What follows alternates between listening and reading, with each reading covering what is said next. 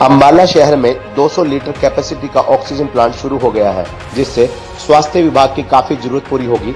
हाल ही में मुख्यमंत्री व स्वास्थ्य मंत्री ने इस प्लांट का दौरा किया था। स्वास्थ्य मंत्री अनिल विज ने कहा कि निजी अस्पतालों को भी आदेश दिए गए हैं कि वे 6 महीनों के अंदर अपने ऑक्सीजन प्लांट तैयार करें। ऐसा होने के बाद हरियाणा पहला ऐसे राज्य बन जाएगा जो ऑक्सीजन के मामले में आत्मनिर्भर बन जाएगा।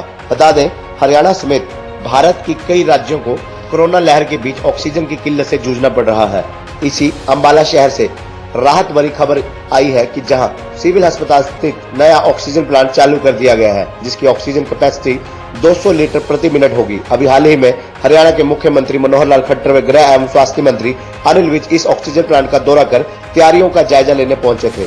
नोडल अधिकारी सुखप्रीत ने बताया कि सिविल अस्पताल के ऑक्सीजन प्लांट की शुरुआत हो चुकी है, जिसकी ऑक्सीजन जनरेशन क्षमता 200 लीटर प्रति मिनट है, जिससे हमें प्रतिदिन 40 से 42 ऑक्सीजन सिलेंडर की मदद मिलेगी।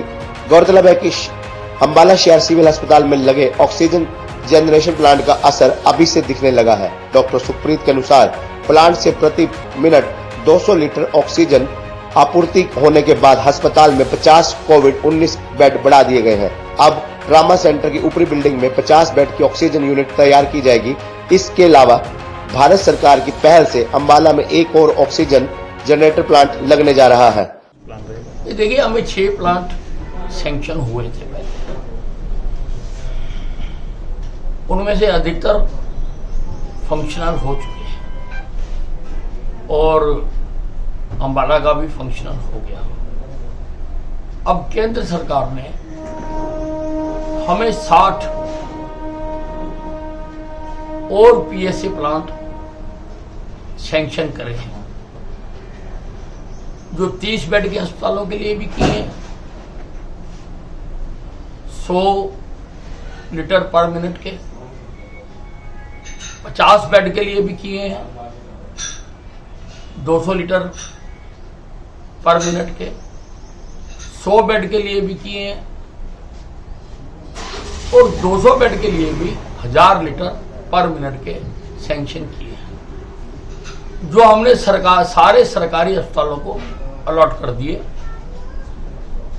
उसका सिविल वर्क करने के लिए नेशनल हाईवे को कहा है और कहा है कि 7 दिन के अंदर अंदर इनका सिविल वर्क पूरा किया जाए।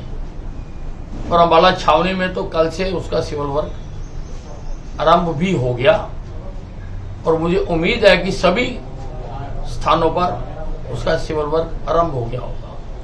प्लांट लगाने की जिम्मेवारी DRDO और हाइट्स केंद्र सरकार की एक संस्था है, उसको दिया गया है।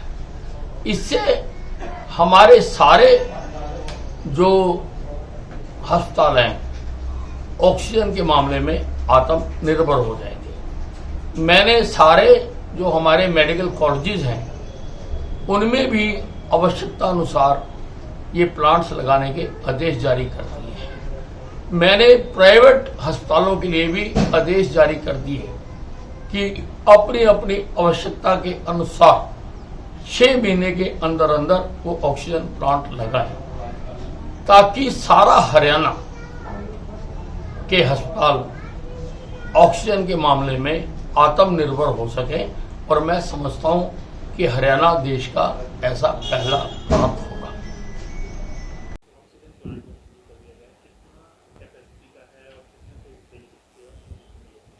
जी देखिए, जो अभी हमने ऑक्सीजन प्लांट शुरू किया है वो 200 लीटर्स पर मिनट की कैपेसिटी का है और ये एक दिन में 40 से 42 सिलेंडर्स का हमें लाभ देगा।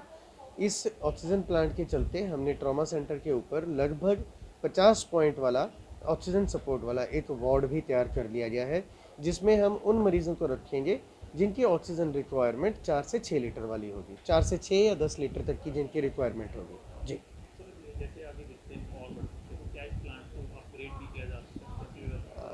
देखिए, आपकी जानकारी के लिए मैं ये बताना चाहूँगा कि भारत सरकार की पहल के तहत हमारे सिविल हॉस्पिटल में एक और प्लांट अप्रूव हो गया है, जिसका काम शुरू हो गया है, जो कि 1000 लीटर प्रति मिनट ऑक्सीजन जनरेट करता है और वो जहाँ तक हमारी इन्फॉर्मेशन है वो 7 से 10 दिन के अंदर अंदर वो काम करना शुरू कर देगा।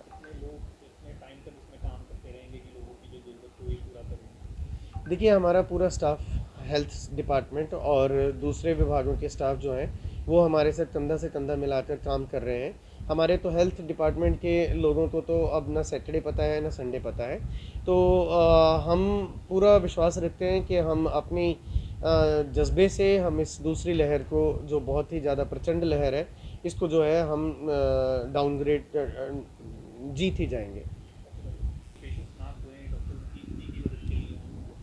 देखिए, मैं आपके माध्यम से ये अपील करना चाहूँगा, ठीक है, डर का माहौल अब बना है, लेकिन ये डर का माहौल आज से अगर 1 महीना पहले जनता बना लेती, मास्क लगाती, सोशल डिस्टेंसिंग रखती, इधर उधर ना हम लोग घूमते, तो शायद हमें आज ये दिन देखना ना पड़ता।